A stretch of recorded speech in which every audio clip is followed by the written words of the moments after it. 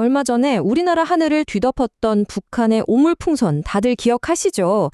이게 그냥 단순한 쓰레기일까요? 아니면 혹시 그 안에 뭔가 끔찍한 게 숨겨져 있다는 그런 경고일까요?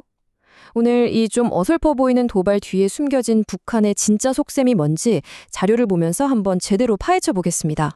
네, 모든 건 바로 이 질문에서 시작합니다. 뉴스에선 뭐 쓰레기랑 분뇨라고 했는데 정말 그게 다일까요? 어쩌면 이게 훨씬 더 끔찍한 무언가를 위한 일종의 예고편은 아닐까요? 우리 마음속 깊은 곳에 자리 잡은 이 불안감의 정체부터 한번 들여다보겠습니다. 자, 먼저 우리가 상상할 수 있는 가장 최악의 시나리오부터 살펴보죠. 바로 이 풍선을 이용한 생화학 무기 공격 가능성입니다. 이건 그냥 뜬구름 잡는 소리가 아니고요. 국정원 산하기관인 국가안보전략연구원 INSS가 보고서에서 공식적으로 경고한 내용입니다. 네, 바로 이 국가안보전략연구원 보고서가 지적하는 건데요. 이번 오물풍선이 최악의 경우엔 생물학 무기 공격을 위한 시험대일 수도 있다는 겁니다. 와, 상상만 해도 끔찍한데 대체 어떤 방식으로 공격이 이루어질 수 있다는 걸까요? 이게 정말 영화에서나 나올 법한 그런 시나리오인데요. 보고서에서 설명하는 공격 방식이 이렇습니다. 자, 먼저 생물 무기를 실은 풍선을 하늘로 띄웁니다. 그리고 우리나라 상공에서 이걸 펑 터뜨려서요. 눈에 보이지도 않는 아주 작은 입자, 그러니까 에어로졸 형태로 쫙 뿌리는 거예요.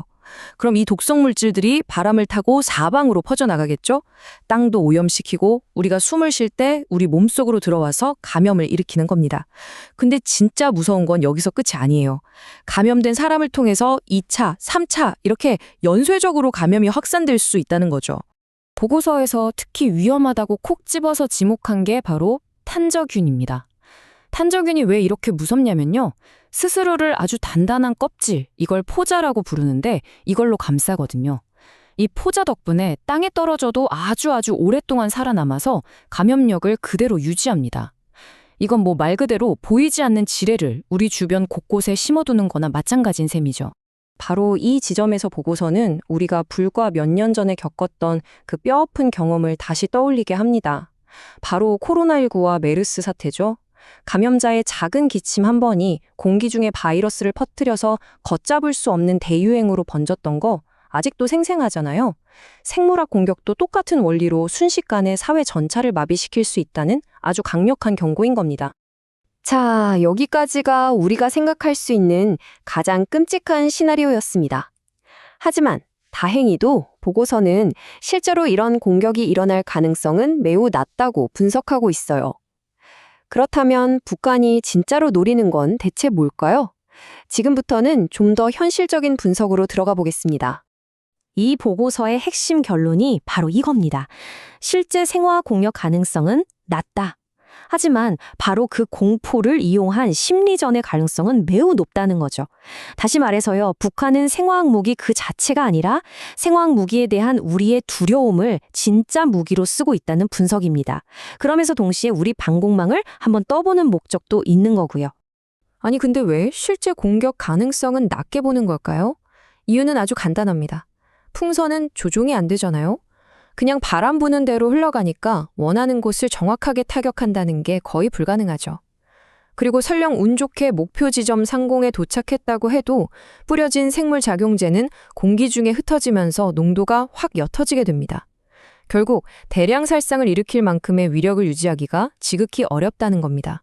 그래서 보고서는 북한의 진짜 목표를 딱 두 가지로 정리합니다.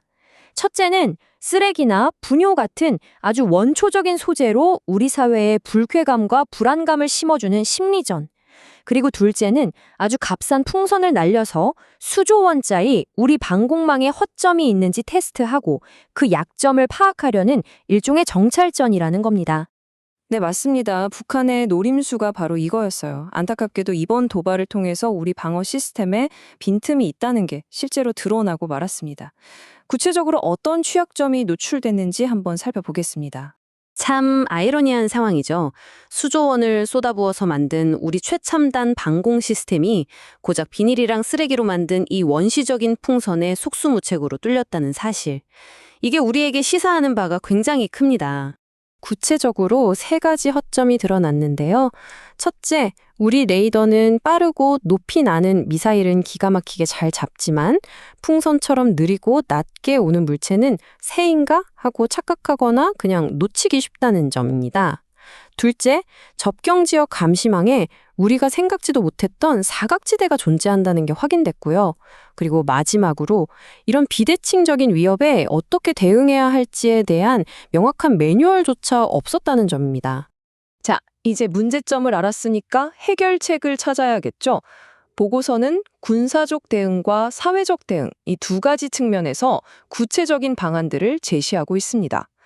우리의 방패를 더 단단하게 만들고 또 국민들의 불안을 잠재우기 위해서 우리는 뭘 해야 할까요? 대응 전략은 크게 두 갈래로 나뉩니다. 첫째는 군사적인 하드웨어 보강. 레이더 같은 감시 장비를 더 늘리고 경계를 강화해서 물리적인 방어망의 구멍을 메우는 겁니다. 그리고 둘째는 정부 차원의 소프트웨어 강화.